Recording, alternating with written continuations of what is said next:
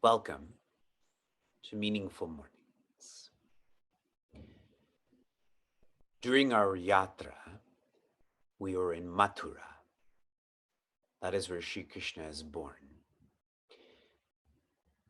And the person that was walking us through the different mandirs and ashrams and so on had pointed out that Sri Krishna always wore a peacock feather on his head. Though he grew up in a wealthy community, his family was wealthy and could have afforded gold, he wore a peacock feather. And the reason for this is that the majority couldn't relate to the gold crown, but the majority could relate to the peacock feather, to the animals that were in the jungle and so on. Shri Krishna's Bhagavad Gita, his divine song, his song. We are exploring this in a simple and therefore rememberable and therefore practicable way. If Shri Krishna wears a peacock feather for people to relate to him, we are following the same suit by taking his teachings and making them simple, rememberable, practicable. Chapter 11, verses 36 to 46 are Prince Arjuna's prayer. This prayer is not purposeful. He's not asking for anything, but rather grateful. He's describing what he already has. How did Prince Arjuna get to see Shri Krishna? In verse 47, Shri Krishna shares, Prasanna drashtum. In verse 48, Pravira drashtum. Drashta, drashtum. Prince Arjuna, you have only been able to see me because of my grace, because of your greatness. So opening this up more.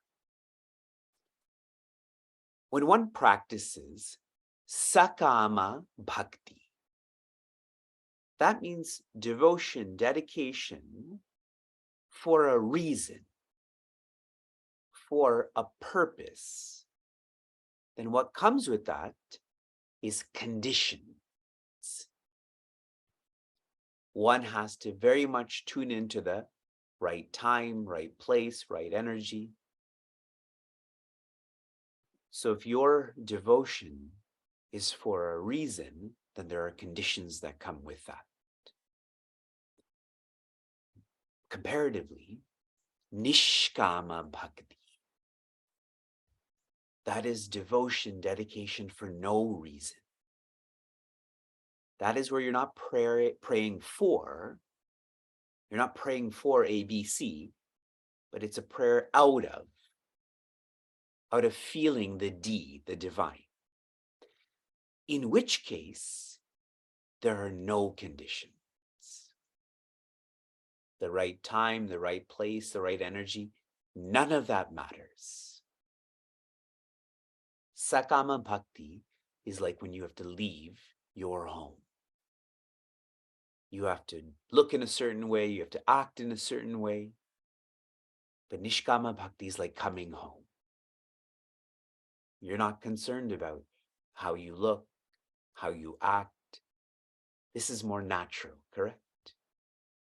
Nishkama, that means nil. There are no conditions. Kripa, or grace, is ever present. It is ever potent, and it is ever peaceful. The key thought here being ever present.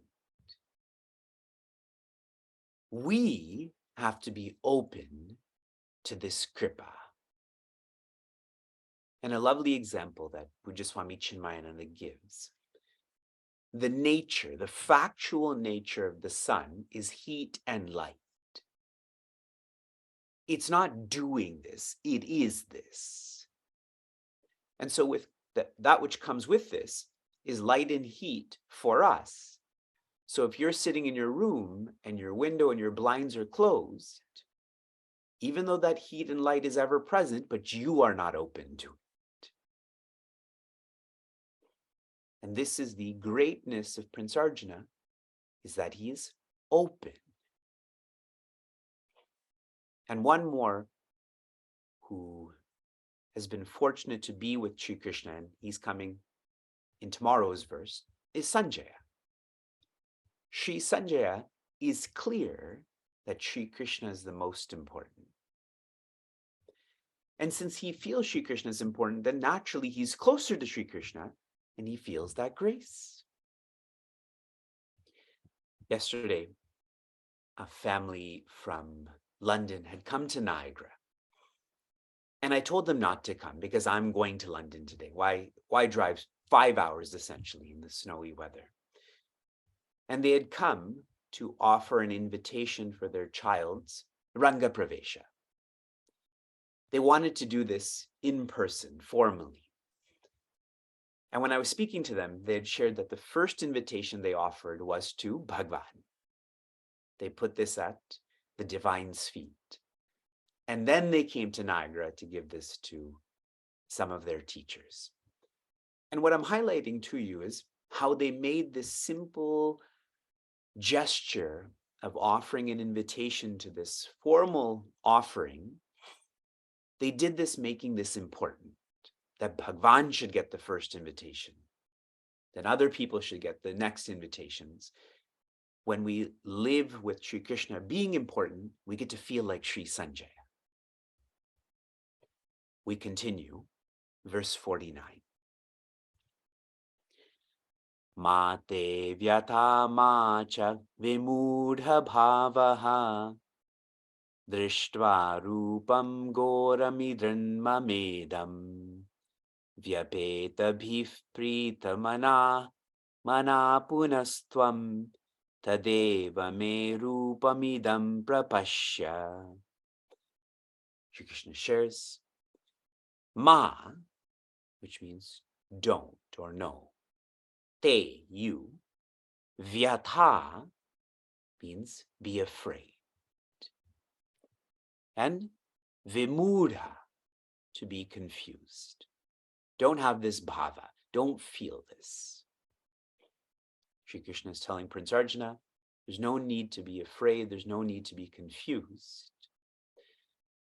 What's unique about the words that Shri Krishna chooses here, and we had explored this a lot in chapter 2, Prince Arjuna's first struggle is moha, which means confusion. From that comes bhaya, or being afraid. And from that comes shoka, or being dejected. So here Shri Krishna is almost zooming into what Bhagavad Gita should be doing to Prince Arjuna. Now that you've seen me, there's no need to be confused or afraid. And so the deepest level of this message is Shri Krishna is sharing, I am you. You can only be confused and afraid of what's not you. You're never confused or afraid of you. So he's sharing with Prince Arjuna, you're seeing me as different, but I am you. What did he see? Drishtva rupam, this form, ghora idam. This form that you're seeing, some may describe as ghora, which means terrible. Now, as we think about this more, terrible is a perspective. Agreed? For those who have just moved to Chicago from Chennai, and it's 32 degrees Fahrenheit, that's ghora, correct? This is terrible. But anyone who's grown up in Chicago, If it's January and it's 32 degrees Fahrenheit, you wear flip-flops. So Gora is very much a perspective. And so Shri Krishna is pointing out to Prince Arjuna, that's your perspective that it's Gora, but it's really not terrible, it's beautiful. I am you. How can that be terrible? This is beautiful. I'm giving you one more side thought. In the Dasha Mahavidya, which is a description of Devi in different names and different forms, do you know in which form she's most powerful? As Tara. That is the most powerful form of hers. And so she's described as Ghora, as being intense. But Tara also means the one who helps us to cross over fear. Yes? I'll give you more examples.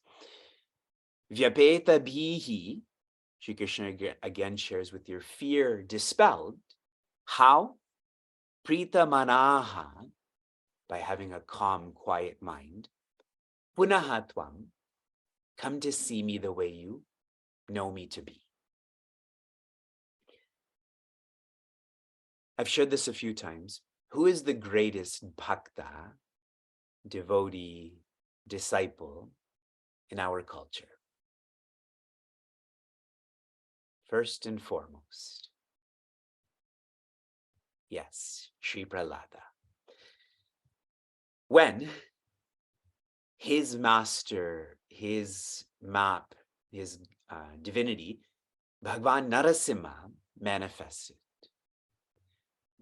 everyone was afraid of Bhagavan Narasimha, including his own family member, Bhagavati Lakshmi. But who was not afraid? Sri Prahlada was not afraid. Why?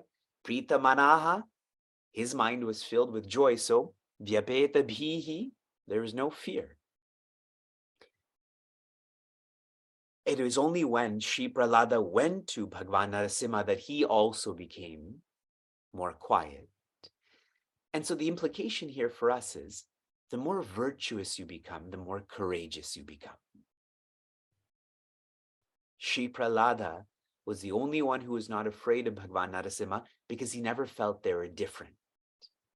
He felt he was a child of Bhagavan Narasimha, and that's why Sri Prahlada had all of the virtues of Sri Krishna.